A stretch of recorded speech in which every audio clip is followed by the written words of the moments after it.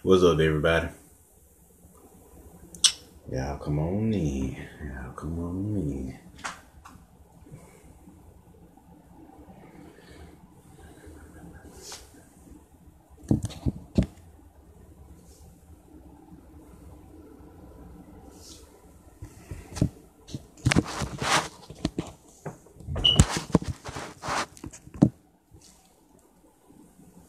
Cool, baby. All right.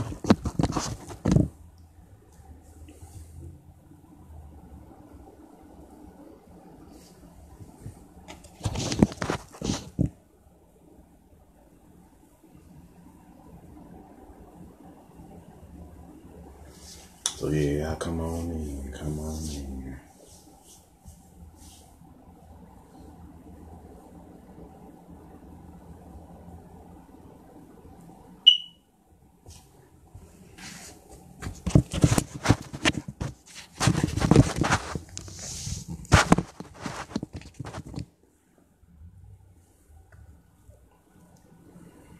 There it is.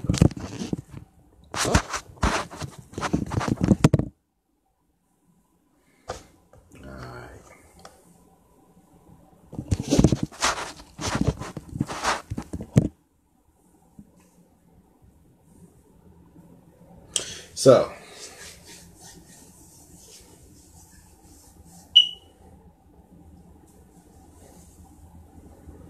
come on in. And we'll talk about it.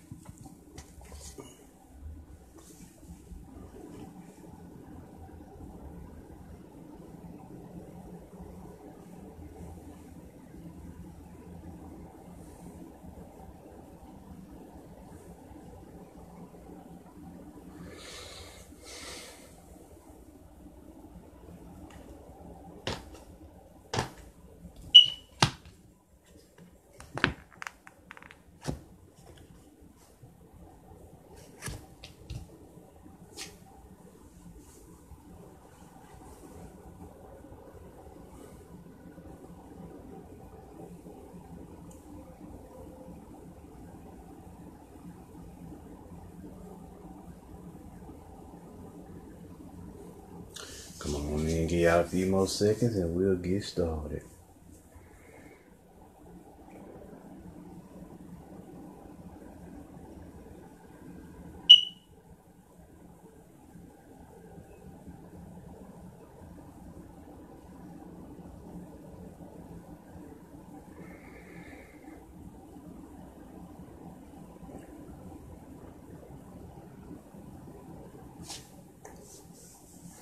All right, let us begin. Let us begin.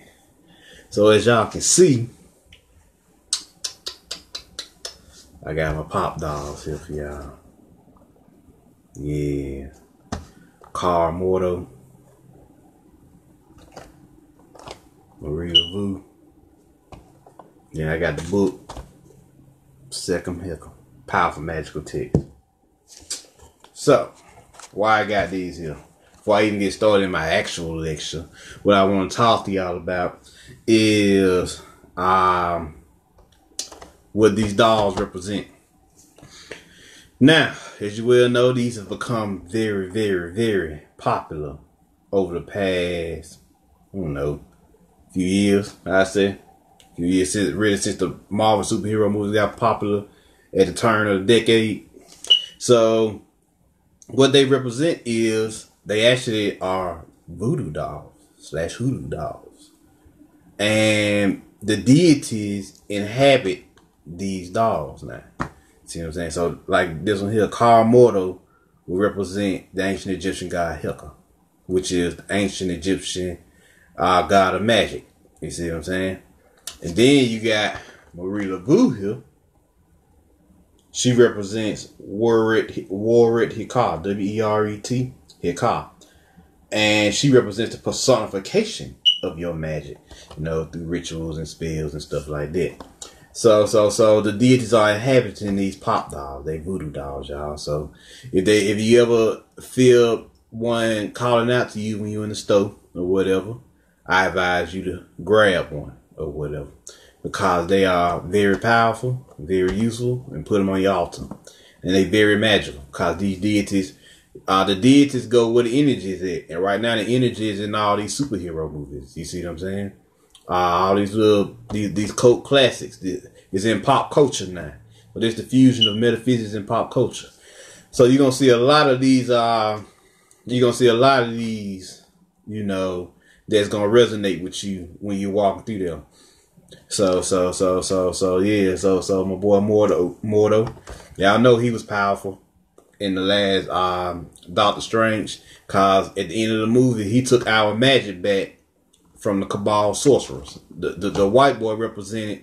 He wasn't down for protecting the planet or helping the cause. He represented the Cabal, who wanted to only use magic for selfish means or the destruction of this planet.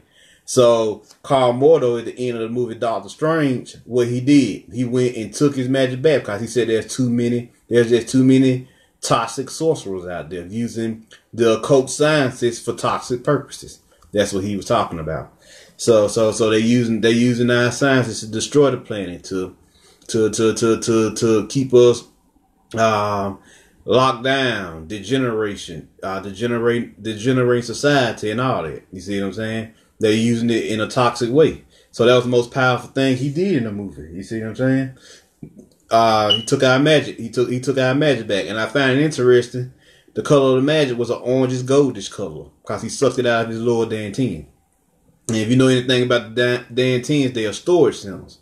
That once you fill them up, they become soul chakras in their own right, because now your soul can operate through these three points. You have a lower dantian down here below your navel, a middle dantian right up in here below your heart chakra, and upper dantian sits in the middle of your forehead.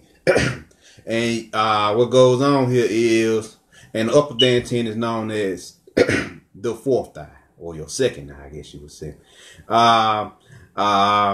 And what this eye do here is, this represents your soul's wisdom. You use the power stored up in your dantian to do amazing things from here. The middle dantian represents your soul's emotions and empathy, and then your lower dantian represents your soul's willpower. And that's why a lot of martial artists tap into that one, because it deals with your soul's will. Now, so when you get a chance and you feel one of these pop dolls calling out to you, remember they voodoo dolls. So that the deities are inhabiting now. So like I said, this Carl is Hecker. He took our magic back for us. Of course, y'all know what Marie LaVue did. She was the baddest motherfucker in the bayou. We talking about late 1700s, early to mid 1800s, where we were supposed to be locked down, and she was a motherfucker during her time. You see what I'm saying? She was a motherfucker. So this is what you're talking about here. She was the baddest motherfucker. We ain't have nobody like her until Bobby Hemmett came along. So she was the predecessor to Bobby Hemmett. She was around here. They got documents on some of the shit she was doing. They went to go arrest her once. And when they tried to go arrest her, she used her magic to turn her curio shop invisible. So when the FBI showed up, they couldn't even arrest her because she wasn't there. They couldn't find the place. So she used her magic to repel them. So ain't nobody. The next person that will come along and do something as magical and powerful as her is Bobby Hemmett. So she the baddest motherfucker during our down cycle that I know of within the last 200 years. You see what I'm saying? And she was living on the planet between the late 1700s and early 1800s. You see what I'm saying? I think she died in the mid to late 1800s. So between these two, they did great work. Mordo, they gonna probably, in the next movie, they gonna probably turn him into the villain. But at the end of the movie, they showed you he took our magic back from the Cabal, cause the white boy he ran off. He learned the magic, and true enough, it was his, but he ran off with it, just did whatever the fuck he wanted to do with it, knowing that there was a battle going on the planet, and instead of helping the planet, he ran off with the magic to do whatever. And there's a lot of sorcerers that either do that or they turn to the cabal and start working for them to degenerate the planet, to degenerate the people on the planet, you know, and to cause our society to crumble. You see, our societies to crumble. So you're seeing that a lot. That's the toxic occultism you've been seeing. So that's what these. So whenever you see them in the store, get you some. Now the book Second Hecker is powerful in its own right because the word Second means life force. Kim means melanin, and Hecker is magic. So it's all there. The three words, and essentially they all mean melanin because everything comes from melanin. Everything comes from that source melanin. The goddess of Moonnet, which represents, you know, source melanin represents that dark jazz intelligence that empowers all this shit. Everything, everyone, all of creation. The original awareness. The original nothingness. You see what I'm saying? So that's what she represents. So I want to touch on this before I even get into my lecture. I leave them up here throughout it so y'all can see them. So they be here. Ancestors representing.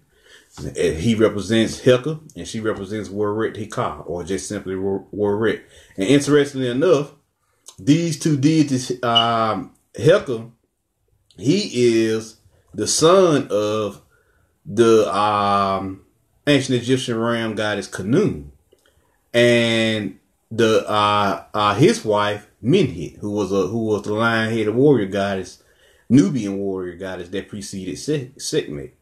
So they were actually the original Baphomet couple before Bane Jetet and Hotma hit. So cause you know Nubian energy preceded ancient Egyptian energy. So that's what you talking about. So cause Northern Egypt had their trinity for the Baphomet energy, and Southern Egypt had their trinity for the Baphomet energy. Well, Northern Egypt would be South Africa, which is where Khnum, Menhit, and Hecker would be. And Hecker and Warret would be married. You know, the energies would be married because of this. You see what I'm saying? Because he represents magic in its raw and purest form, and she represents the personification of magic. Or using your magic to get things done, make your manifestations happen, yada yada yada yada. You see what I'm saying? So this what happens. This is something I just wanted to show y'all, how you can fuse your metaphysics and your occult science with pop culture. See what I'm saying? Because this is what the deities is at now. Because this is what everybody's fascinated with now. The deities go where the energy is at, and that's where the energy is at in pop culture now. So let us actually get started on the actual lecture. Now I always start off this is a Baphomet lecture, a Baphomet lecture. So I always give y'all a little information on what the Baphomet is. Who is the Baphomet? What is the Baphomet? What is it about? Well, the Baphomet represents the creator, the personification of the creator. And he's always seen with the goddess Isis or the goddess Sophia. Now, you know, there's been a lot of, you know, controversy over the Baphomet. How we know that, Marvin? That's the real question. How we know he the personification of the how we know he the personification of the creator? And my answer to that is in his name. If you break his name up, then what do you get? You get Ba, which is the ancient Egyptian concept of the soul. You get Fa or Phi, which is the golden ratio 2.718, and then you get Met, which is short for Metis, which is a Greek terminology that means understanding of science and mathematics. So that's what it means. And how do I know that the 4 in his name means 5? Well, in Hebrew, Sophia and the Baphomet are used interchangeably. So her 5 in her name is actually the Baphomet's 5 because they're one and the same energy. He the creator, she the creatrix. They're androgynous frequency, right? Because the feminine and masculine is one on that level. There's no separation between the two. So there you go. So even her name represents 2.718, the golden ratio. You see what I'm saying? She even represent that. So that's what you got going on here. So that's what these two energies will represent. That's what they're about. And they color is purple, which is what I wore today. The purple, because this is a Baphomet lecture. So let us begin. Now, what's the first thing we should ask ourselves when we dealing with magic? What is magic? Now, magic comes from the root word ma. Now, we already know ma or mother is just talking about the great mother, the great goddess, the creatrix, like I just said. And ma is mother, which is melanin. You see what I'm saying? So magic is melanin. Now, magic is unique because it uses melanin, and it's unique in how you use this melanin and your soul power. Because magic are soul-based abilities. You got the chi arts, which are spiritual abilities where you learn to harness your life force. Whereas in magic, you got a concept known as mana. They call it the force in the chi arts, but it's mana in the magic. And mana is nothing but your soul force. You see what I'm saying? You learn how to use your soul power to empower your rituals, because magic are soul-based abilities. You see what I'm saying? Doctor Strange. What were the colors in Doctor Strange? Green, purple, black, orange, gold. You see what I'm saying? Those are all soul-based colors. Those aren't necessarily just spiritual colors. You see what I'm saying? Those are soul colors there. So you've seen a lot of that. And what's going on here is with this magic, you learn how to harness it to do different things. And what they told you in Doctor Strange, you learn to use the power of the spoken word. You see what I'm saying? And what is the power of the spoken word? The power of the spoken word, or the principle of the spoken word, is based on the fact that whatever you is based on the fact that let's see here. What's a good way of saying it? I got you. Whenever the right words are spoken at the right time, at the right moment, in the right place, then you can literally change your reality with your words, with your tone. And a good book to get to learn words of power is Words of Power by this guy's name. Words of Power, Secret Magical Sounds That Manifest Your Desires. And it's by Damon Brand. So this is a good book to teach you how to tap into those words. You see what I'm saying? To teach you how to tap into the power of the spoken word. Cause let's see, how do you do magic? How is it? How do you tap into it? Well, grab your composition notebook and write some spells. You allow your soul to guide your hand. You see what I'm saying? They call it auto writing or auto typing. You allow your soul to guide your hand. You write it down, and you start off with protection spells and prosperity spells, because those are the easiest spells to do. And what's gonna happen is, after you write them down, you recite them. And it may take you 2, 3, maybe even 4 times until you feel a shift in your reality. You're either going to feel a shift in your reality, or you're going to feel a shift inside of you. Whichever your level of consciousness is, or what type of person you are. I have taught people this, and some people, they experience it internally. Well, because they more introverted. They feel it in their heart. They feel a shift inside them. Whereas more of my students who are more extroverted, they felt the shift in their external reality. They felt the change. And sometimes you may feel in your external reality at first if you're naturally extroverted, and internally later. Or you may feel it internally first if you're introverted, and then externally later. You'll start experiencing in your physical reality as you start to get more powerful in your spell work. You see what I'm saying? Now, what are spells? Spells are programs. Yeah, spells are programs. When you write the program, what a program is made of? They made of code, binary code. So when you use your words, your vibrations, you use the source codes of your soul, and you're writing out this particular mystical equation to create a change in your reality. You see what I'm saying? To manifest your desires. So that's what a spell is. This is what magic is, harnessing that melanin, your soul power, your soul force, your mana, to harnessing your mana to create change in yourself and in your environment. In both. You do both. Because the change has to happen inside of you first before it can happen physically in the world. Now next, let's see, you got spells and incantations. Both of those mean the same thing. Spells, incantations, and programs mean exactly the same thing. Whatever you feel comfortable with using, use it. You know, shoot. There's no in magic. The cool thing about magic, since it's soul based, there's no real big set of rules. You see what I'm saying? No more than not overdoing it. That's pretty much. Don't be writing 6, 7 spells. You're supposed to only write 2 or 3 spells. Always give it 24 to 30 days to see your manifestation happen. That's another rule. So yes.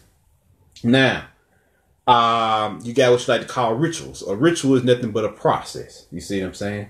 A ritual is nothing but a process. You know, it's no different than creating a chemical formula. You got to go through the process of using different chemicals to make using different chemicals, getting the right measurement of those chemicals, pouring them into a particular flask or whatever, and mixing them up properly so you can create the necessary formula you need. Well, this is no different. Magic has a process too. Like I just told you, it takes a few days. Don't overdo it. You're going to allow yourself time to experience change. And another thing that's a big rule in magic. Don't, when you write your spell and recite your spell, learn how to forget about it. Learn how to forget about it. I know that's counterintuitive, but to think about it, because you do something, all you don't want to do is think about it until you get here. No, when you just think about it, you are putting a strain on your magic. Nah, you gotta forget about it, because once you forget about it, it'll happen faster. Because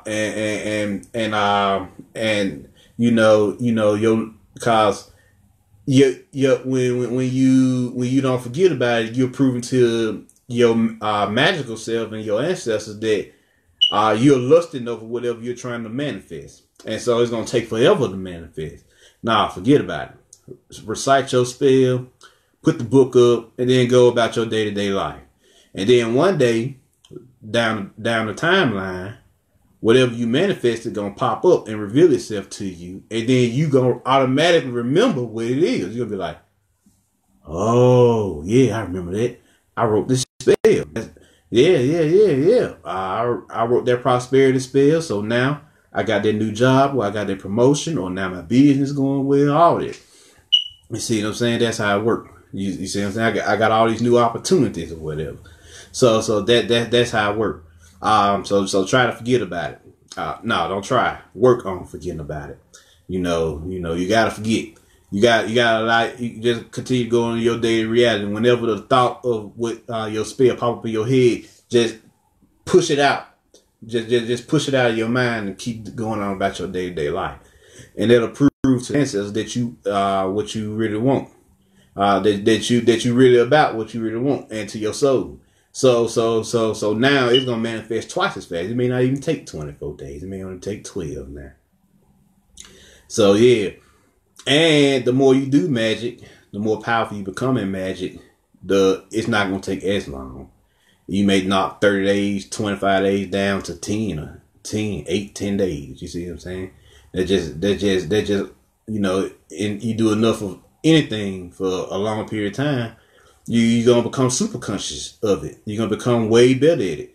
And you're going to be able to reach your highest metaphysical mind with it. So you're going to become real magical. You see what I'm saying? It's going to become it's going to become way easier. You're going to be able to decipher the language of magic way easier. You see what I'm saying? So that's what it's about. Now, here's a big one.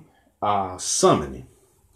What is summonings? Well, summonings are nothing. You got 2 types of summonings. You got invocations, where you summon an energy inside of you. You want the force to flow through your internal self. Whatever. Say you want, example, let's say Magi. Magi is a big one. Magi is about balance, truth. Well, You're having a hard time in your reality right now, so you want to see some new balance and truth in your life. Well, you will invoke Ma'at inside of you to balance yourself out first, and then you can evoke Ma'at, which is now you're manifesting her energy, her principles around you. Now, evocation means you want to manifest those principles in your external reality. Now, I want to see it out here now. Invocation, I want to balance myself out inside of me. Evocation, I want to manifest it around me. I want to see balance outside of me now. My car broke down. I want to see the process that'll help me fix my car back up. I need the finances. I need this, and that. You see what I'm saying? That's how it works. That's what evocations do. You want to see this energy swirl around you now. You want to see, and if you get strong enough, then you'll actually be able to see Ma'at. You see what I'm saying? You actually be able to see her manifest in your imagination, or even in your physical plane, depending on how strong you get with it. So that's what summoning is all about. So yeah, those are the two major types of summonings: invocation and evocation. And if you get strong enough, you just don't feel the energy. You see her. You see the embodiment of what we know as Isis, or what we know as Ma'at. You see what I'm saying? So now, where are we? Building altars. Now, there's multiple ways you can go about building your altar. An altar is what? An altar is pretty much a conduit that you create between this realm and the next. You're trying to create a sacred space that you can go into to connect with the ancestral realm better. And that's what building the altar is all about. An altar creates, it condenses multiple energies in one place to create this sacred energy, this sacred space for you to go into, so you can better tap into and tune into the ancestral forces, the ancestral realm, the primordial realms. You see what I'm saying? That's what building the altar is all about. Now, there are multiple types of altars. You got elemental altars. You got ancestral altars here. You got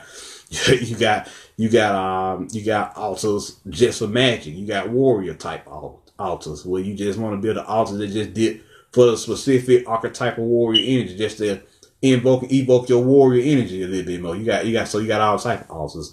You have to listen to your soul as far as what type of altar you want to build.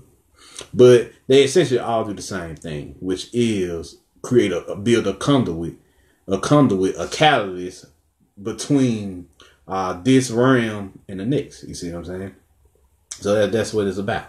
That's what it's about. That's what building altars are about. Next, magical/spiritual study. Now, well, Jerome. Now, I find this interesting, magic and spiritual study. Magic is one of the only sciences out there that you can access through knowledge, through just studying it. Why is this? Well, the cool thing about magical text is just the words themselves are spiritual by nature, because you are in tune with your soul when you write book magical text. You see what I'm saying? These are emanating from your soul. These texts are emanating from your soul. So when you write, these are like they call them book of shadows. Your personal text that you write, as you may alter them into second person, just in case you may want to sell them to the world. But you write these texts and put them out there, and people read them, and it activates their mystical mind, their metaphysical mind, their magical mind. You see what I'm saying? So that's why in the movie Doctor Strange, he just gained power through knowledge, through spiritual study, magical study, just studying magical texts. You see what I'm saying? He just gained power through it just from that alone. Of course, now we're not even talking about the martial arts or nothing like that. We're gonna get to that part in a second. He just gained it through just knowledge. You see what I'm saying? Just studying magic, just knowing what it is, just learning how to tap into it. He just he gained the power of it. Then he went out and practicalized it. Now, a cool thing they did in Doctor Strange was they showed you sacred geometrical magic. You see how she created the line, then she created the circle, then she created her sacred geometrical magical seals within the circle. and then she hit it and vibrated it with her energy, and then it began to vibrate and move. That was deep. I like that right there, and it was gold. Then you know that it was a soul based ability that emanates from your soul. So they telling you that it's about the tonation, it's about the vibration of your voice, about even when you're not using your voice, when you're just using the energy itself. She drew shapes. Why shapes? Well, shapes. What do shapes do? They mold reality. That's why. That's why they use sacred geometrical magic. So shapes, by their definition, mold reality. To shape something is to mold something. You see what I'm saying? That's Khnum's energy. See what I'm saying? That's the Egyptian round-headed guy Khnum's energy, because he was the potter, he was the molder of the human body and his storyline. So that's his energy there. You see what I'm saying? So when you tap it, when you tap into it yourself, or you watch her in these movies tap into it, because movies in of themselves are visual grimoires themselves, visual spell books. No, don't get it twisted. Especially movies like Doctor Strange, pure fucking magic in motion. Movies are visual grimoires, nothing but magic in motion. That's all. That's all you seeing with these movies. So when she tapped into this sacred geometrical energy, when she went in with it, then you seen her. You was like, damn, that automatically resonated with most people. That's a lot of people's favorite scene. That one, and when she touched his third eye and he awoken, and he went flying through the multiverse, the interverse, the cosmos. People love that scene, and people love the scene. It was one other scene that people love, and I can't just when he astral projected. Yeah, that scene there when he astral projected. So they're showing you in these movies what it was all about. So let's see what else is next. Magical study, science of deities. Oh, well, we gotta talk about the deities. You can't not talk about magic and not talk about the deities. That's damn near taboo. Shit. That's you missing a huge chunk of your energy just off that alone. What is deities? Well, even if you look in your Bible, the word deity is in your Bible, the definition for it. And you look it up in your dictionary, you'll see that deity means God. By default. Deity means God, God means deity. So deity are gods and goddesses. They are these highly advanced supreme beings that's operating on a supreme vibrational level. And say, for example, you call on Heka, for example, because you trying to get your magic right, and then you call on Warwick because you trying to manifest your magic. You see what I'm saying? So you call on these two deities, they gonna come to you and be like, oh, you need to do this. At first they gonna talk to you through intuitive messages, sounds. You may get visual messages in your first eye, in your imagination, on what you need to do. You gonna get aha moments. You see what I'm saying? But later on, when you get stronger in your imagination, they'll just come to you. They'll just pop up. And when you even get stronger than that, they'll manifest themselves in the physical plane. You can see them right there next to you. Like, oh damn, there go Heka right there. Oh, okay. Okay. So deities or gods are actually all archetypes that live inside of you. Now what you're doing is tapping into these deities, these archetypes, to tap into the energy inside of you. So you trying to tap into the magic inside of you, you call on these deities. You trying to give power of your magic to these. You trying to gain power from these deities. Then you tap into the aspect of your magic that personifies itself, which is represented by Warwick. So this is what's going on here. This is what's up. A great movie. The old school movie here. Spawn. Why Spawn so powerful? Why Spawn so powerful?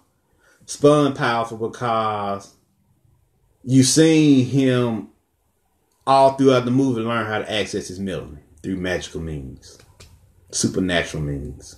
All throughout the movie. He died, which is death and rebirth. He went to hell, and hell just represents the Kalip off. He went into the Kalip off.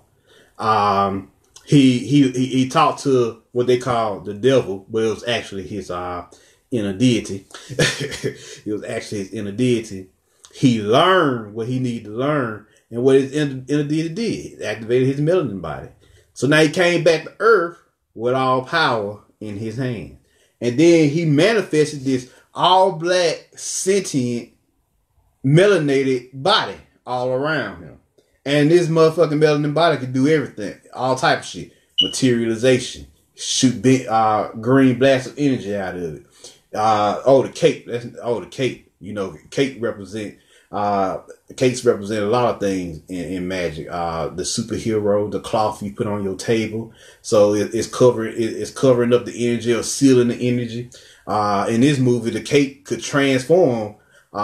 It represented transformation, because whatever say for example, he was riding on his motorcycle, and the cape wrapped itself around his motorcycle and transformed it into like this super melanated motorcycle that fucking was fucking shit up. You see what I'm saying? This is why they haven't made a second Spawn. If y'all really want me to be honest, which this is why you ain't seen another Spawn, cause Spawn was magical as fuck. Then of course, you know, they had to put their little Art of War in there. They had him turn on his melanated energies in the movie, but in actuality, it worked for him because he mastered his inner deity. That just showing you mastering his inner deity, because he met the white boy. The white boy had a magical blade, but that's the only thing you seen. He ain't showed you heaven not one time, but you been to hell. You've been to hell. You've been to the Calypso, but he ain't showed you heaven not one time. Not telling him not once that you Earth is heaven. That's the tree of life. And if later on in the storyline, if you know anything about Spawn, he conquered God and the devil. He conquered all that shit inside of him. Cause he was in hell. The other being was in hell. Forget his name. Then you had God in heaven. And he controlled purgatory, and you know purgatory represents the androgynous energy. You balanced. You see what I'm saying? You master the feminine and you master the masculine, and it's become one holistic energy. So this was going on here. So it was a mind blowing motherfucking movie. You see what I'm saying? That's probably one of the most magical movies out there, as far as the energies, cause he conquered both God and the devil, and he becomes the true and living ruler for all the realms. You see what I'm saying? For all three realms. The realm of melanin, the realm heaven just represents, you know, high vibrational plane. So in actuality, heaven is the soul realms. So the realm of melanin, the realm of soul, and then the earthly plane, which is the physical realm. So he conquered all three. He was just about that life. He was just a motherfucker.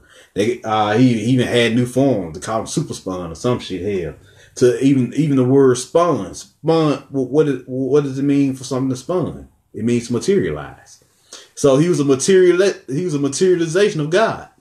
He was his own God, and he did God like shit all throughout this movie. So if y'all get y'all hands on it, you know, find it somewhere, watch it again after this decode, cause that shit there was deep. I mean, it was deep. So this motherfucker, even like old buddy had like a bomb in his heart. He took it. He shot a laser through him, took the bomb out of him, and destroyed the bomb with his energy, and nothing happened. I was like, oh, that's dope. That's deep there. That's deep. So they showing you right there that with your melanin and your soul power, nothing is impossible. You see what I'm saying? So that's a powerful movie. Now. So that's when we get into the science of deities. You learn how to tap into these archetypal forces inside of you. Straight clip off shit. You know, I told y'all about the clip off in my last video, which is also part of my Knights of Baphomet series. I think I'm 13 videos in now. This will be the 14th. He showed you what it was about. He showed you the power of villain. He shows you the power of magic. He shows you that the deity lives inside you. And they even told you in the movie, if you be my general and you wage war against heaven and earth, you'll have an army or a legion to fight. I give you an army or a legion to fight with, because I want you to be the general. in my army. And where have you seen this before? You've seen it in the Goetia. It said that the demons or the jinn, the jinn all were generals, the 72 generals, and they all had legions behind them. What are these legions? The legions just mean they had a lot of fucking energy, a lot of fucking power. Let me show you here. There's a book out there with the 72 jinn in there too, the 72 demons. Not only is it the Goetia, but this part of the battle in the Goetia. The Book of Smokeless Fire. Yeah, that's a powerful occult text there. Y'all check that out. So the Book of Smokeless Fire, and the guy's name is Esben Qayyim. That's Qayin. So that's probably one of the baddest fucking books out there. And now, there was 72 jinn, like in the King Solomon story. You know, Solomon just means solar man. He had a signet ring, you know, where he bound the 72 jinn and the 72 angels. Now, the 72 angels, also a dope book. The 72 angels and instant access to the angels of power, also by Damon Brand.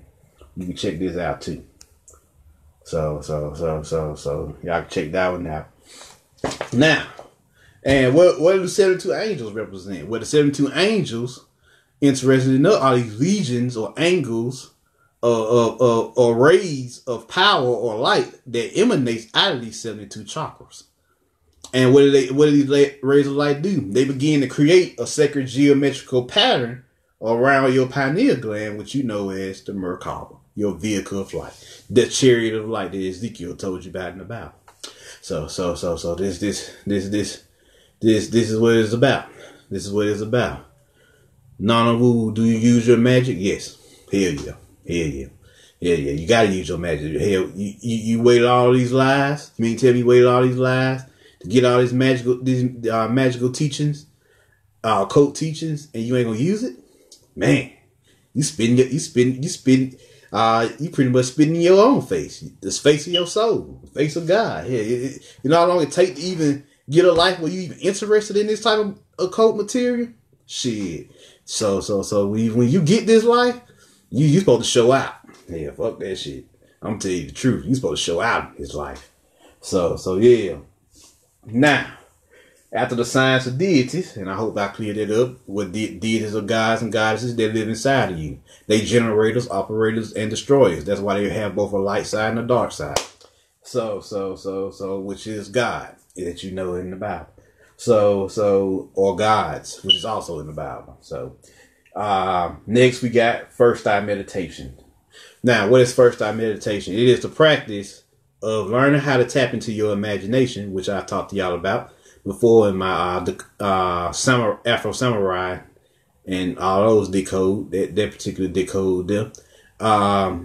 First eye meditation, imagination is what the Asians call nirvana. And what is nirvana? Nirvana is the ultimate God realm that you always attune to. You see what I'm saying? It's the one dimension. It's the one realm, the primordial realm that you've heard so much about, that the Titans emanate from in Greek mythology, that the primordial deities that created the Titans come from. You see what I'm saying? So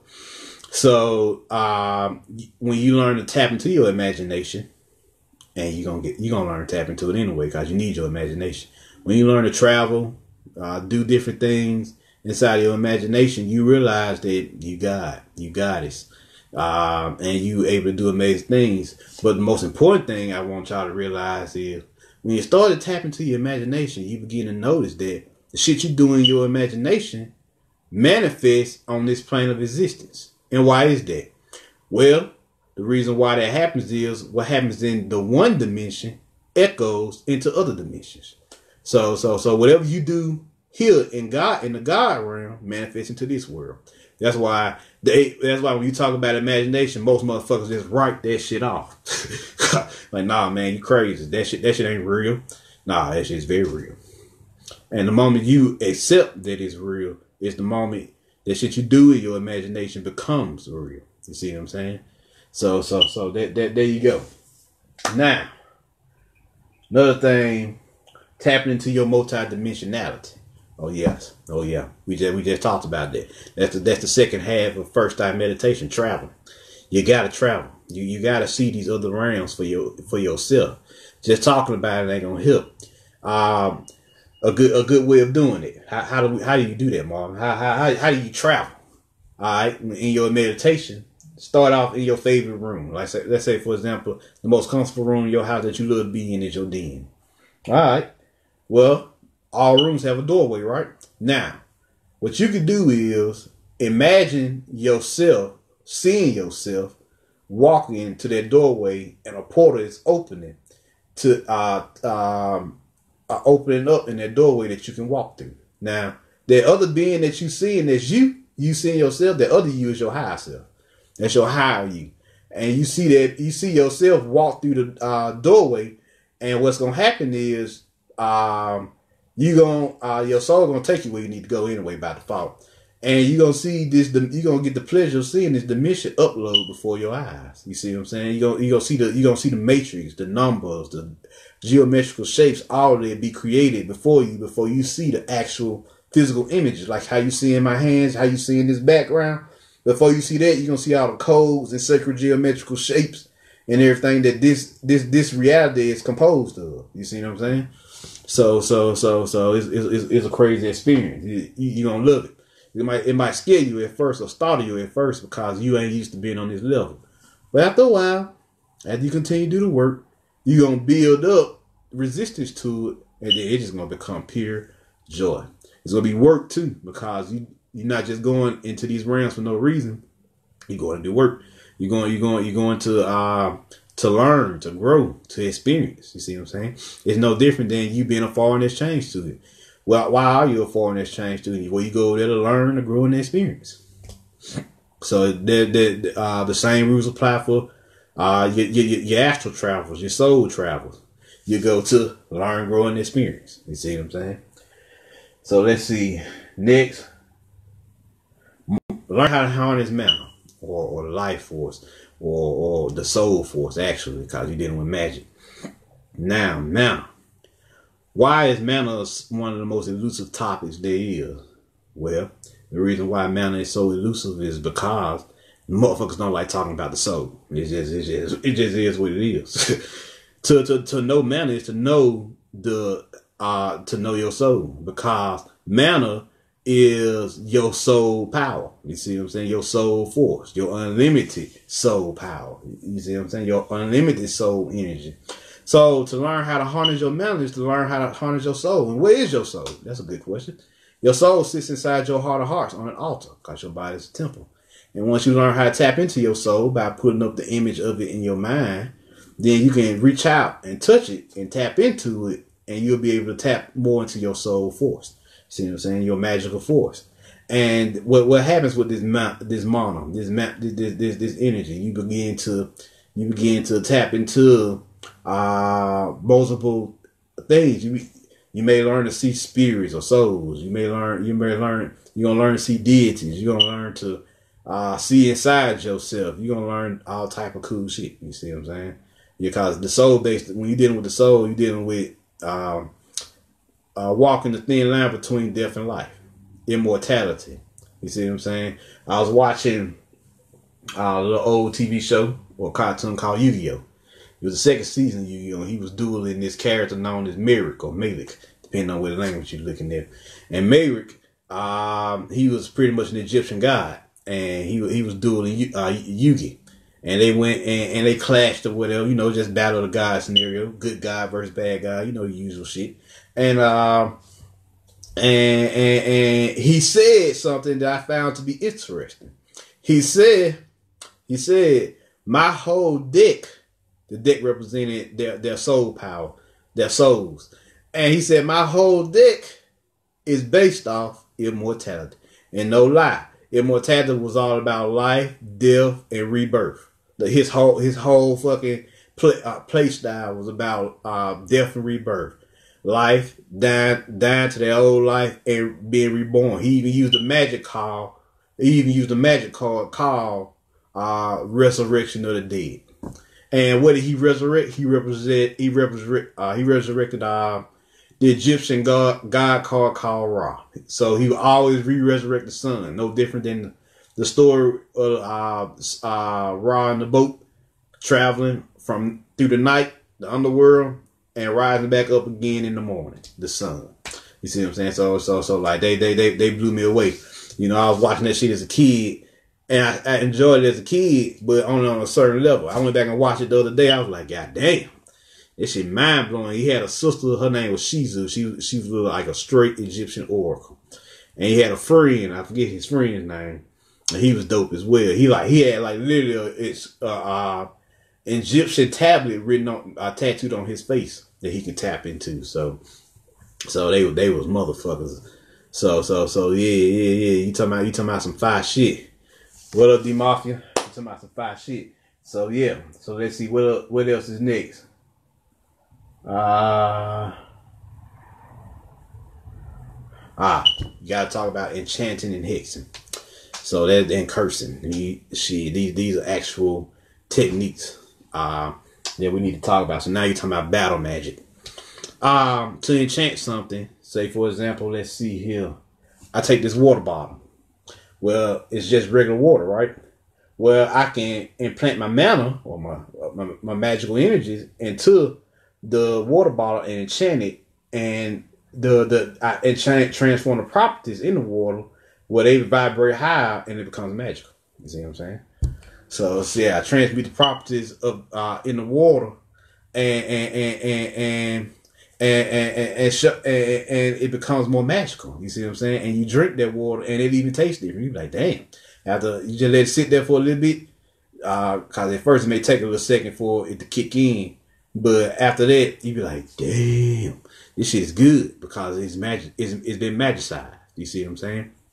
Now, that's the enchanting. Now, hexing. Now, if I was to take this same water bottle, and if I was to take this same water bottle and transfer my negative magical energies into it and transform the properties as to where the water becomes more toxic and more dangerous. You see what I'm saying? So now if I drink the water, I'm going to feel sick on the inside because now it's been magicized in such a way to where it can hurt me. And this is known as hexing. Now, when we talk about cursing, you know, let me see here. Up there it is. We got a book here, and it's called Magical Attack, which is your which are magical techniques that magical abilities that teach you to silence a motherfucker, bind a motherfucker, or even crush your enemies. And this is the art of occult warfare by Gordon Winterfield. So here it is. Check it out. And y'all think that's a tree of life? That's actually the clip off. That's actually a clip off. Y'all looking at the tree of knowledge.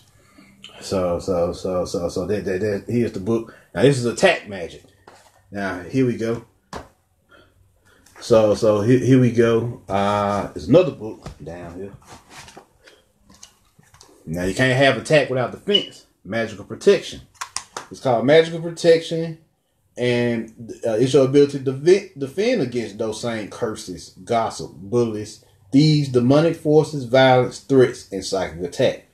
And this is by Damon Brand. And this is this book. You can't have attack without defense. You know that standard martial that standard art of war, martial shit here. Now we get into the martial arts. So when you're dealing with these two energies here, now you get into occult warfare because you need to know battle magic. Because motherfuckers been using magic on you your whole life. So it's in your best interest to learn how to protect yourself with it and attack with it as well. And so cursing, what we call cursing, is just a form of attack magic that you use to fuck a nigga up. Look at it as a magical energy ball that you hit a motherfucker with, and then they start getting fucked up from that energy. So yeah. D nice. What is a Ezekiel way to tap in? What you mean by an Ezekiel way? Ezekiel was just a god. If you mean tapping in, is multiple ways to tap in. Meditation. You practice qigong. Spiritual study, magical study, which is what I'm going over here. So there's multiple ways to tap in. Now the question is, what's the best way to tap in for you? Now you gotta ask your soul that where you need to start. So that's the best advice I can give you, D. Now, yeah, battle magic. Yeah. So you gotta learn how to protect yourself from these attacks, and you gotta learn how to attack. Cause you can't just hide behind your shield all day. At some point, you gotta lob a fireball at the motherfucker. At some point, just can't keep being attacked over and over again. Cause you gonna wear yourself out, and you gonna wear your defenses down after a while, or your enemy's gonna find a way around your defenses. All you do is defend. So you got. It's an old martial saying that says, invisibility lies in defense. So you define the possibility, so that you can go on to divine the possibilities of attack. So yeah, you defend so you can defend yourself, and then once you defend yourself, you counter with your own attack. You know, that's a natural martial teaching there. So yeah, battle magic. Another thing you can do to help enhance your magic is magical servitors. Yeah. This is you creating. Yeah, this creation here. This raw creation. Create your own spirits to attract pleasure, power, and prosperity. You create your own entities or your own deities. Now you tapping into your own mythos. I think I talked about this some time ago. You tapping into your own mythos of your soul now, and you create these servitors. They help you do different things on this planet. Whether it's you want to be a better writer, where you create a servitor to help you tap into that. Or you want to be a better artist, so you create a server to help you tap into that. Or you just catching hell this fucking alchemical equation or scientific equation that you're trying to figure out. Where you create your servitor that help you better understand science, so you can solve that equation, and then you may go on to become the baddest scientist out there. So that's what servitors are about. So I want to talk to y'all about that as well. Creating servitors is something. So, and that's by Magical Servitors, also by Damon Brand. He's a bad motherfucker. He's one of the most balanced magicians out there when it comes to, you know, his work or whatever. Now, you also got alchemical angels as well. But these are the baddest books that I enjoyed as far as while I was growing. So yeah. So you gotta learn to protect yourself. You gotta learn to fight. Weaponized magic, yes, you need that. Don't listen to these motherfuckers, these pacifists out here. Talking about something all you need is love. Nah, you need love, a shield, and a sword, and maybe even some hate from time to time, depending on how dangerous these motherfuckers is. Shit, you need all that. You need everything. In the Bible, they tell you to put on the whole armor of God. Don't just be putting on pieces that you like and keeping pieces on the table that you don't like. No, you need to put all that shit on and go to war. You see what I'm saying? So, what's the name of that book? Magical Servitors, Magical Protection, and Magical Attack. Magical Protection and Magical Services is by Damon Brand, and Magical Attack is by Gordon Winterfield. But you can always, come back and just check the video again. Just mark the minutes down where I'm at, and go back a few minutes and look at them. Now, where am I? Okay. Now then, let's see. The next part, becoming one with magic. Oh yes. A living, breathing Magi, which is what the fuck this lecture is about. Had to get there first.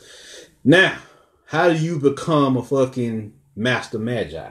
Well, yeah, it's not enough just to use magic. You gotta become one with that shit. You gotta become one with it. You gotta be magic. You gotta breathe magic. You gotta live magic. Magic gotta live you, breathe you, and know you. How about that? It's a two-way lane. You see what I'm saying? Infinity. It's a two-way lane. So now the Jedi have a cool ability for this that they tap into called altar support. And now altar support is Latin for high temple. So now you're talking about the pineal gland and all the associated glands with it, like the pituitary gland, the hypothalamus, the thalamus, the hippocampus. You see what I'm saying? Just name a few. So all these glands, they resonate with the pineal gland. It's the high temple. Up here. See what I'm saying? They resonate with what? Your first eye and crown. Up here.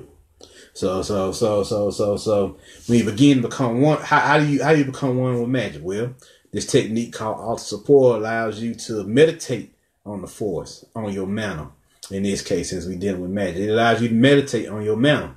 And when you start to meditate on the mantle, you notice that there's a doorway that is opened up to you.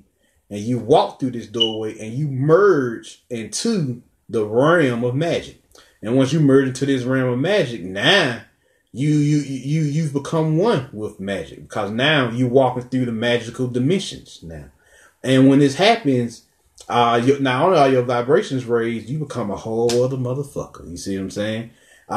You become seemingly not only invisible to other beings, you become invincible towards other beings, because now they don't even want to fuck with your energy field, because you vibrate on a whole other level. And not only that, you operate through a whole other dimension. You see what I'm saying? Because magic is a realm. You see what I'm saying? The realm of magic is a place that you can walk through as well. You know, that's why magic is a noun, a person, place, a thing, and an idea. You see what I'm saying? So you walking through this realm of magic, and you walking by people. They may see you, but they ain't even gonna fuck with you.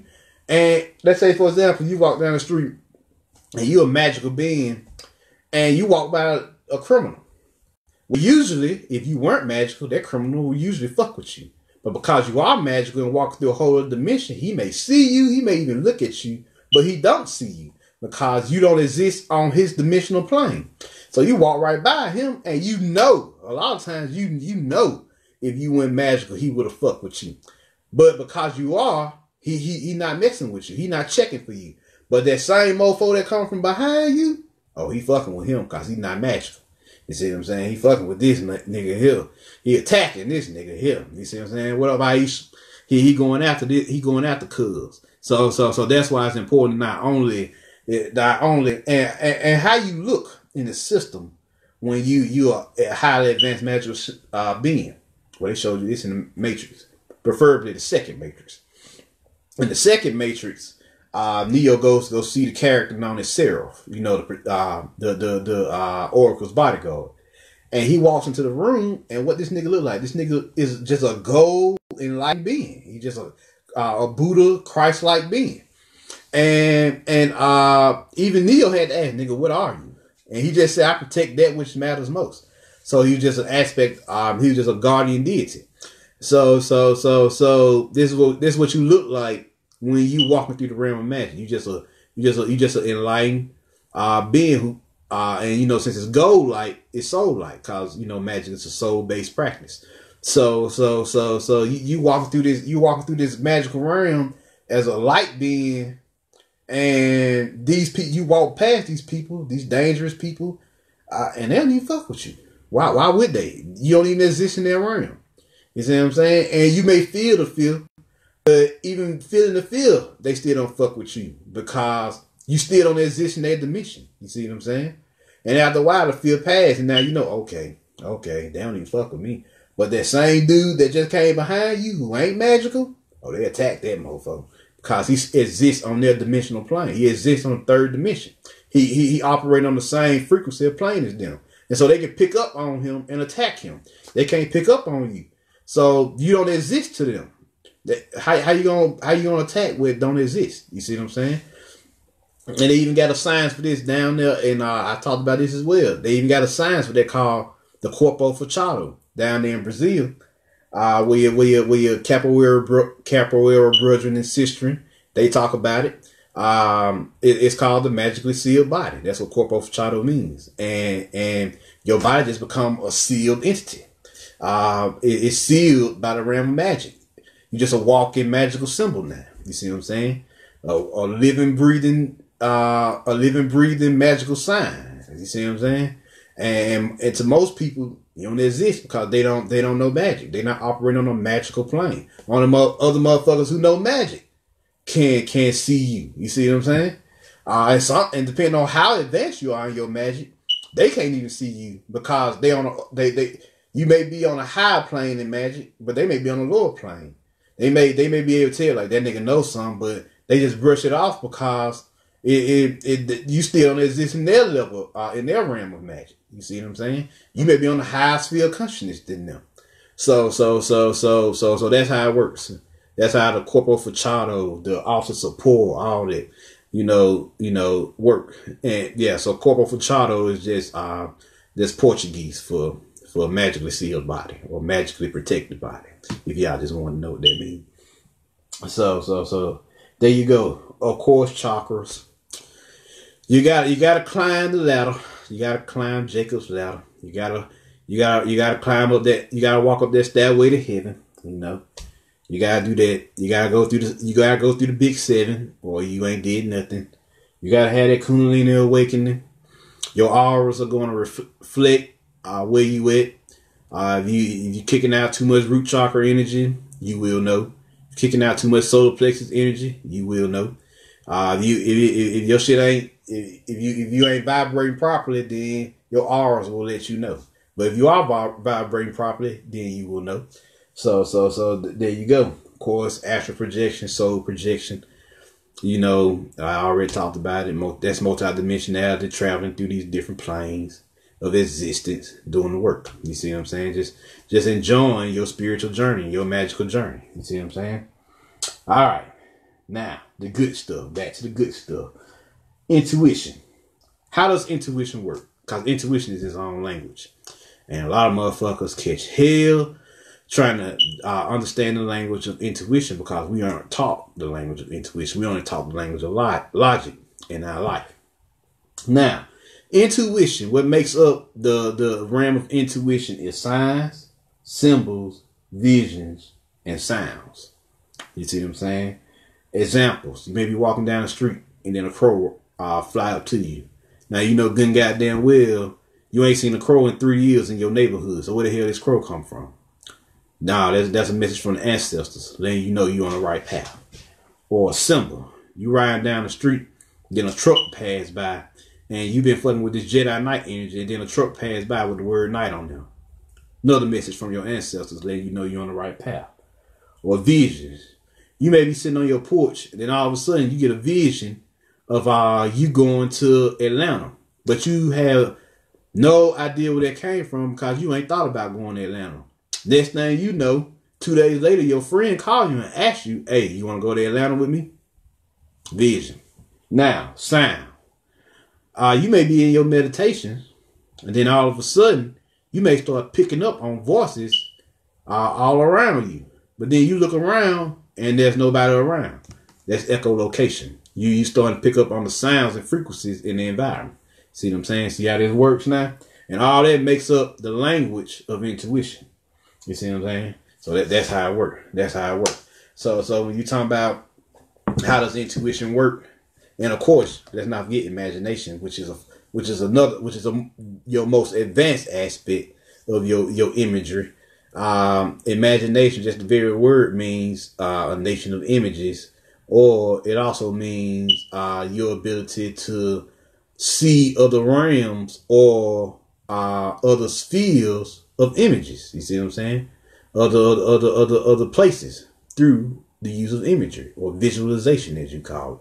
So, but in your imagination, shit real. Then you got fantasy. Fantasy is like all the parts of you that you wish you could have did, but you didn't do. So now you gotta go through it and master it, each aspect, until you burn out your fantasy and it becomes part of your imagination again, and it becomes more and more real. Say, for example, you always fantasize about having a three-way with women.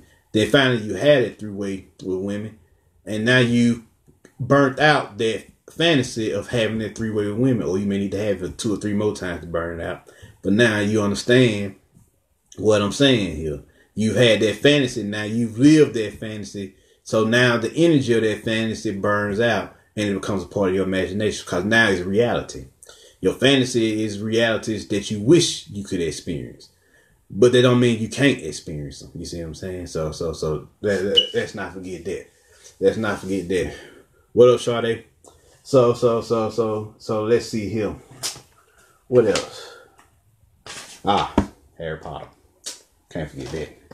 Not in a Harry Potter movie. Harry Potter Order of the Phoenix. Now you gotta see this shit here. You gotta see that one. Order of the Phoenix is probably the most powerful one they dropped, because you got to see some pure metaphysical shit in there. Voldemort is Harry Potter's dark side. These are all aspects of Harry Potter now. Harmonious, his intuition, his right hemisphere. Ron Weasley is his logic, his left hemisphere. Dumbledore, of course, is his higher self. You see what I'm saying? So, and Voldemort, his dark side, his shadows. And his dark side, and Snape, Professor Snape is his shadow self. So. And then he got the other lady, the other witch lady in there, I forget her name. But she kind of represent their mother energy. So that's what we talking about here. That's what we talking about. So Harry Potter is deep in that special order of the Phoenix, because what is the order of the Phoenix? That's the order of star seeds who down here putting in work to heal and elevate the planet. You see what I'm saying? So you gotta be about their life. You see what I'm saying? When we dealing with this energy here, in the movie they created this order and they go to war with the Cabal. You see what I'm saying? Which are the elites. And cause Hogwarts is not on the physical plane. Hogwarts is on like the astral and soul planes. So they going to war on these planes. They also showed you this in the movie Ready Player One, where they go into the Oasis and go to war with these motherfuckers. It spilled over a little bit into the physical, which you may see every now and again. But mainly the war is going on the astral planes. You see what I'm saying? So they go in. They go in. You see what I'm saying?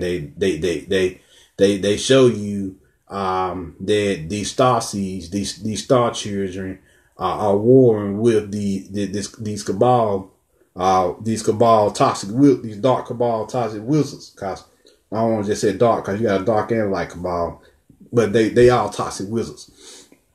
And you see this clash between them. Well, that's what's happening now. I mean, that's probably one of the biggest scenes in the movie where they actually clash with each other. And I found it interesting. They clash with each other around the doorway. And the doorway, that doorway leads to the primordial realms, because it was souls speaking through the doorway. You see what I'm saying? So it was beings who's passed on, the ancestors, and only certain people who knew death could hear them. You see what I'm saying? That was attuned to the ancestral realm. So only Harry and I think Luna Lovegood could hear them at that point in time.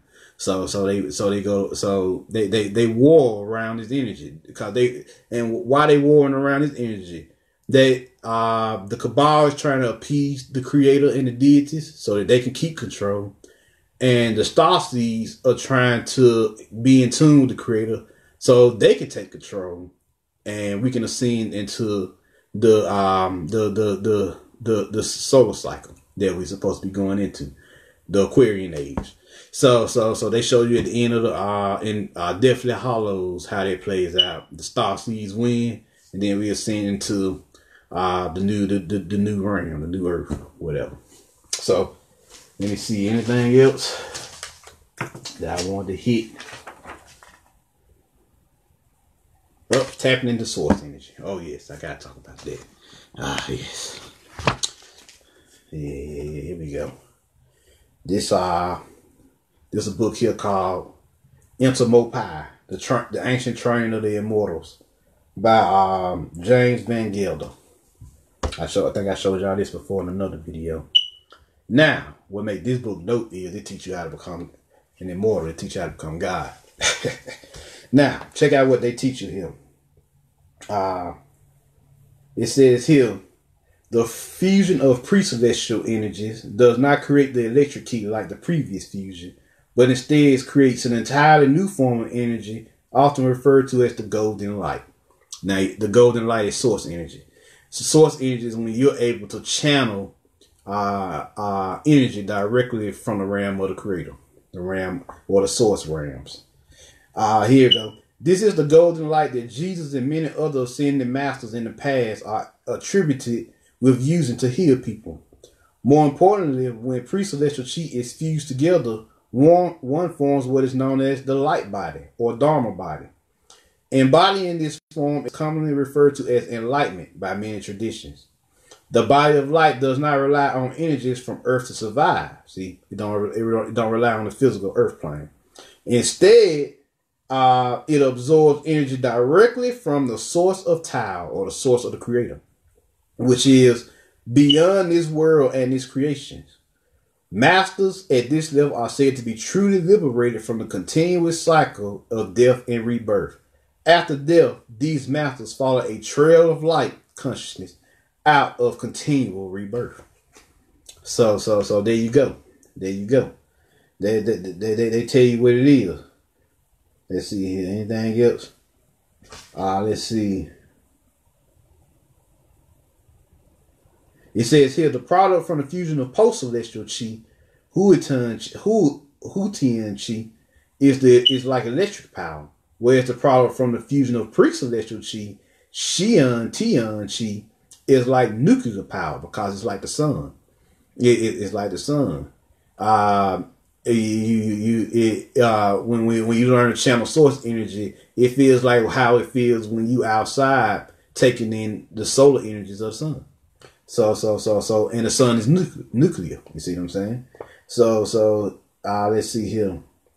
Instead of the electric key created in the fusion of post-celestial chi, the fusion of pre-celestial chi gives a master control over a new type of energy. This energy is often referred to as the golden light. See what I'm saying? And it says here, John Chang, this who John Chang, in his book, The Makers of Java, he showed this scientist all about what chi was all about. And he said he will often describe his Sifu, Lao Che Tong, miraculous ability to use the golden heat, the source energy, to cure people of cancer. And it says here that the golden heat is a true characteristic of a true spiritual immortal, the pre-celestial fusion. So there you go. So y'all get this book. It's called, let me make sure I got everything I wanted to read here. Now, it also talks about high levels of meditation. When you learn to merge your energies together, your feminine and masculine energies together, you produce the electric key. So you become an earth immortal. But as you learn to absorb electric key and match it with the chi all around you, the natural force, then you produce the golden chi. And now when you learn to do the golden chi, you can do all type of crazy shit. Hell. That's the motherfuckers you've heard so much about in all your mythical stories. Because mythologies are just pretty much chaos signs that teach you all of the amazing things you can do when you become true gods and goddesses again. So yeah. So yeah, y'all can get this book. And there's a whole chapter on the celestial immortal. It says here, the ultimate stage of conscious evolution a person can attain while in human form on earth in Tao's alchemy is that of the celestial immortal. Attaining the level of spiritual immortal is like peanuts compared to the task of attaining the status of celestial immortal. As mentioned earlier, the spiritual immortal master had to spend nearly a decade of his/her time in motionless absolute concentration. Now, absolute concentration is the state of meditation you acquire when you get on this level. You see what I'm saying? When you learn to fuse the feminine and masculine energies in your dantians. And you do it from your lower up. You got two ways of doing it, through this particular system where you do it all in your lower dantian. And then you got the other way of doing it, which is natural fusion, which is what most people can tap into. Anybody can tap into that. And you do it through all your dantians. You see what I'm saying? You fuse your feminine and masculine energies through all your dantians. And then that unlocks the electric body. Fully unlock this electric key inside you. Now then, let's see here. His or her time in motionless, he spends his or her time in motionless, absolute concentration in order to reach the ranking of celestial mortal. Let's see here. The idea behind the spiritual mortal level is the master forms the body of light. The body of light still needs to be developed to its highest level. It still needs to be nourished. The master still needs to merge with light or consciousness. At the celestial immortal level, the master has achieved complete integration of the physical body with the light of the spirit or the soul or the creator. You see what I'm saying? When a master this level passes away, they can dematerialize and rematerialize anywhere at will. So even when you die, you just come back to this motherfucker anytime you feel like. You seen this in Star Wars with the Force Ghost. You see what I'm saying? When Yoda, he died, he still came back at the end of the Return of the Jedi and Obi-Wan when he died. he still came back as a Force ghost in Return of the Jedi. So you see what I'm saying? So this is what you get into now. Learn how to preserve your consciousness after death. So by storing up your chi energies or life force energies. Let's see here. At the celestial model. When a master at this level, okay, masters at this level are still limited to a human lifespan, so they said. But after death, the body vanishes and nothing remains. Similar to George Lucas's Star Wars, when Darth Vader struck down Obi-Wan Kenobi on a Death Star and he vanished, leaving nothing remaining of his body. Yeah. So there's multiple ways this can happen. That's just one way. I've heard, if you listen to Bobby Hemming, he said his mama spontaneously combusted in the fire, ascension flames. And she took the whole house with her. That's how powerful her transition from this plane to the next world. So this is just one way. There's multiple ways this can go down. So there y'all go. Y'all can check this out. Mopai. There y'all go. By James Van Gelder. So there you go. So yeah, tapping into source energy. You can also get the book. For shaman shit, the Temple of Shamanic Witchcraft, Shadows, Spirits, and the Healing Journey by Christopher Penzak. You can also get his book Ascension Magic as well, which is also dope. So there y'all go. Just a few magical books you can tap into. So there y'all go. When you become one with magic. This going back to becoming one with magic. When you become one with magic and you reach these higher levels of magic, you start to tap it. You start to just channel your energy directly from the source. You don't even need the altars. You don't even need none of that shit no more. That's beginner level shit. After a while, you become magic. You use the magic whenever you feel like it, and you channel this magic directly from the realm of the Creator, from the source of Tao, as they said. So from the source of the Creator. The source is the Creator. See what I'm saying? So you learn how to channel its energy directly through your body, and you can do amazing things with that energy. Of course, you can appear in multiple places at once. You can affect objects with your soul self, not just your physical body. You can touch people with all type of crazy shit. Yeah, you can have multiple abilities on it. You can also get his book, The Makers of Java, as well. That tells John Chang's story, and he tells about all the abilities in there, and he got all his abilities in the back of the book. So yeah, source energy is probably the highest form of source energy is the highest form of energy there is. So check it out. Go get your some. This is what magic all about. And your soul energy is really a precursor to source energy. So any magician who's been doing it for a while, who's been at it for a while, they say I don't even need altars no more. I just am. I just can tap into it whenever I feel like it. And that's them. What they're really saying is they can tap into the source energy of the Creator and draw it through their body to do what they need to do. Yeah, they're living conduit of the Creator's energy now. So they're living embodiment of it. And this is what I mean by becoming the Master Magi. When you become the Master Magi, you can channel the force of the Creator, his energies through you to do amazing things. So to help people to do whatever you need to do with it in this life. So with that being said, that's about it. Make sure, let me think here. Make sure I got everything before I get up out of here.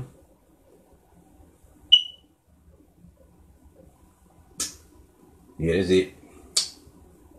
So any questions? I'll take questions now.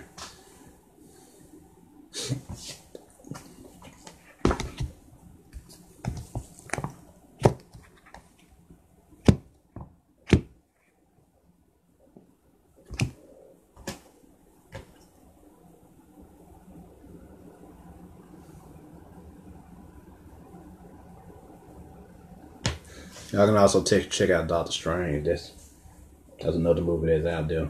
That's deep. So check that out as well. Any questions before I get up out of here?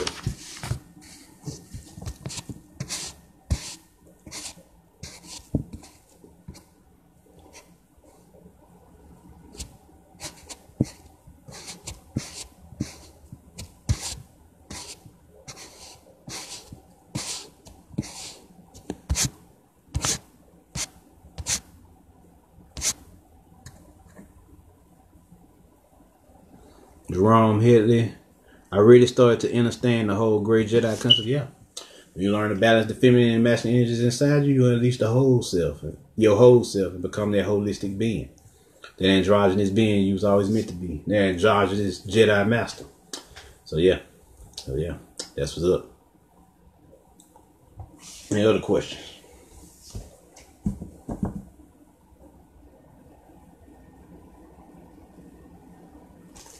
Jerome Headley and how it is linked to mastering Ultra Instinct in a way in Dragon Ball Super is the connection. Yeah, Ultra Instinct is just learn how you get to a point in your journey where they call it no mind in Japan. That's the other name for it. You learn to reach a level where your body and your mind and spirit have such a harmonic connection that if you was to fight somebody, you wouldn't even have to worry about what your leg would do. It'll do it itself. Like, I was fighting my cousin one day, and we was fighting, and he tried to get him a little knee in, and my leg naturally blocked the knee itself without me even thinking about it. You see what I'm saying? So you see what I'm saying? That's how it works. That's Ultra Instinct. Learn how it's a state of being, actually. Unlike the Super Saiyan forms, which are power-ups into a new level of yourself. The Ultra Instinct is a state of mind. It's a state of being. So well, your whole body is so interconnected with itself that your mind don't even have to worry about what the other parts of your body is doing, because it knows that when it comes time to show out, for that body part to show out, it'll show out. You see what I'm saying? So that's how Ultra Instinct works. So any other questions before I get up out of here?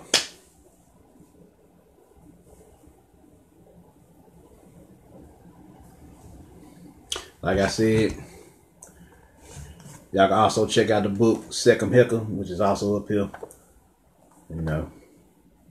by Storm Constantine, and it's about natural healing and the self-development system.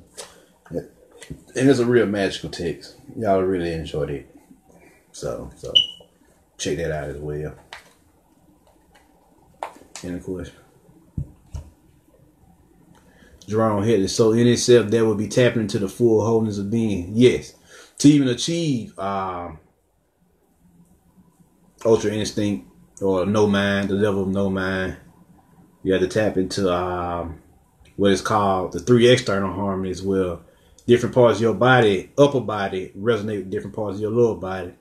And then you have the 3 internal harmonies where, say for example, your ki and your mind are linked, your spirit and your mind are linked, stuff like that.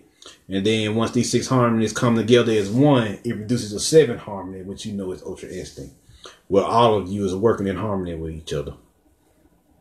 You see what I'm saying? Any other questions?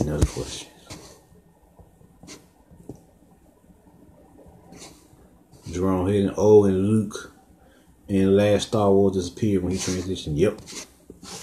He became one with the Force. Just like I just said, he escaped the cycle of death and rebirth. The cycle of death here. And cycle of reincarnation, that's what it's called. My bad. He escaped that.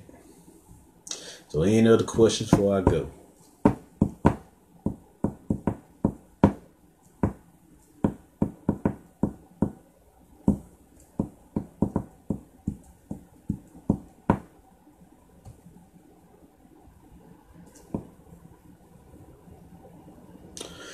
Well, all right, people. This is my lecture, Baphomet Wizards, another one. This will be my 4th installment from a nicer Baphomet series. Y'all go check out the other 3, Baphomet Sentinels, and How to Master Your Subconscious Mind, the Baphomet Masters, and how it relates to the shepherd in the Bible, and the Knights of Baphomet and the 144,000. Jerome Headley, also, bro, thanks for your video. You definitely know a lot about the occult. Yeah, I've been doing this for a while, so a long while. Shit, hell, can't believe it's almost been 10 years. But with that being said, I'm Marvin Jones. Y'all put the word out. And I'm out. Peace.